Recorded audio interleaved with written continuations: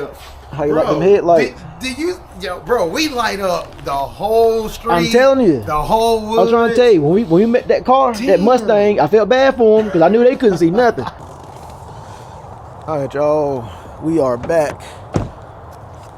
So today we're doing another video, another 400 content video, but it's not a riding video. So I don't know if y'all saw the video, but I did the LED lights from, I can put his name up on the screen here, and I'll have the link to his Etsy down in the description.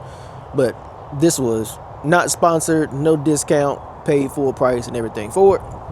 So I ordered one square and one round. I did the round kit on mine because my buddy Cortland wanted the square ones for his. And right now he has the light covers and factory bug eye lights.